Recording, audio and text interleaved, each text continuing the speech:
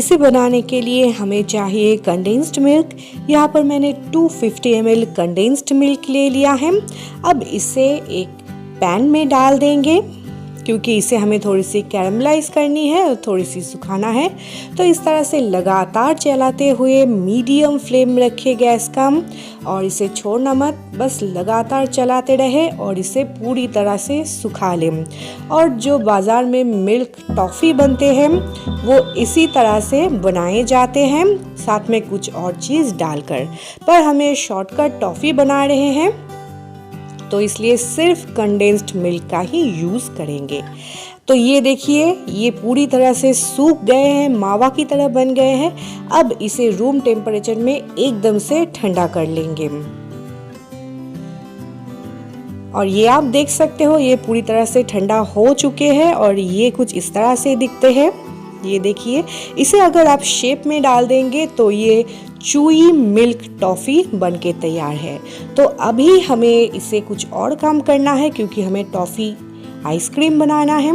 तो इसके लिए एक मिक्सिंग जार लेंगे और उसमें इसको डाल देंगे। वैसे आप ये काम गैस के ऊपर भी कर सकते हो, लेकिन उसमें बहुत टाइम लगते हैं, तो इसलिए शॉर्टकट में बनाने के लिए मिक्सिंग जार का यूज़ करें।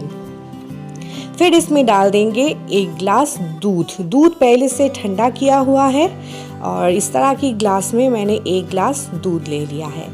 अब हमें इसे अच्छी तरह से ब्लेंड करना है। तो इसका ढक्कन लगा देंगे और एकदम स्मूथली ब्लेंड करके तैयार कर लेंगे।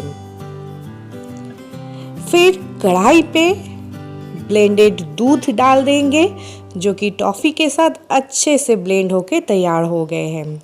अब हमें इसे लो फ्लेम पर पकाना है और इसे थोड़ी सी कुक करते हुए आधा रिड्यूस हो जाए तब तक हमें इसको पकाना है।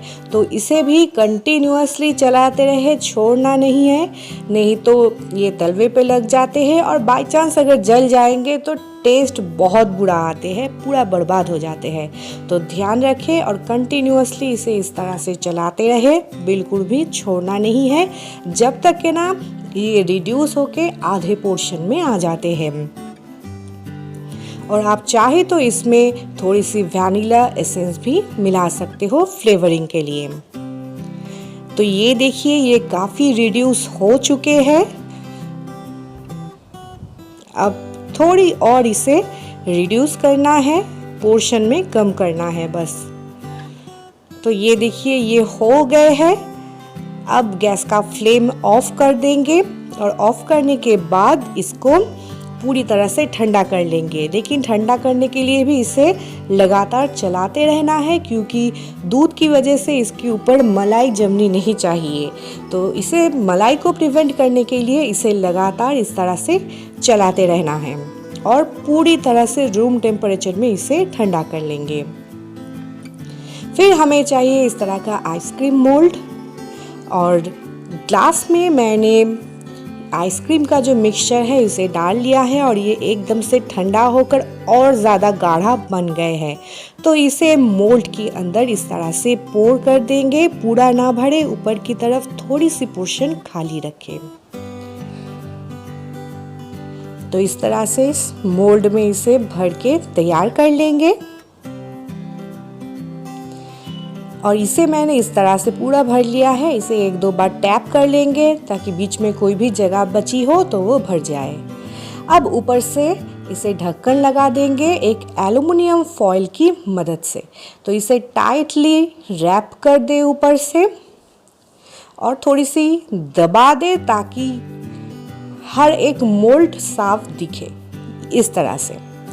अब इसके ऊपर एक शार्प नाइफ की मदद से बीचों बीच थोड़ी सी चीरा लगा देंगे, क्योंकि इसमें हमें पॉप्सिकल्स डालनी है, तो इसके लिए।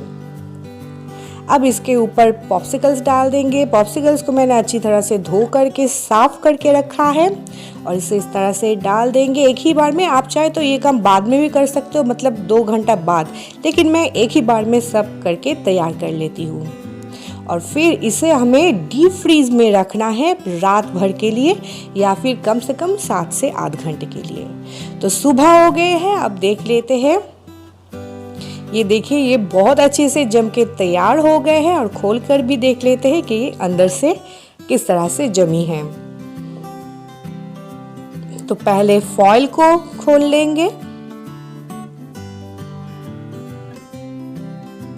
और ये देखिए अंदर की ओर ये कितनी अच्छी तरह से सेट होके तैयार हो गए हैं। अब इसे डिमोल्ड करना है, तो इसके लिए या तो आप इसको पानी के अंदर डुबो के निकाल दें या फिर ऐसे ही 1-2 मिनट रख दें, तो ये अपने आप इस तरह से निकल आते हैं। ये देखिए ये कितनी अच्छी टॉफ़ी आइसक्रीम बनके तैयार हो गए हैं। ये बहुत ही यम्मी बनते हैं, एक बार इसे घर पर ज़रूर ट्राई करके देखें। तो चलिए फिर मिलते हैं एक और नई रेसिपी के साथ। आज की ये रेसिपी आपको पसंद आते हो तो प्लीज़ मेरे चैनल को सब्सक्राइब करें, बेल बटन को दबाएं और ये रेसिपी अपने दोस्तों के साथ ज़रूर शेयर करें। तो चलिए फ्रेंड्स फिर मिलेंगे एक और नई रेसिपी के साथ।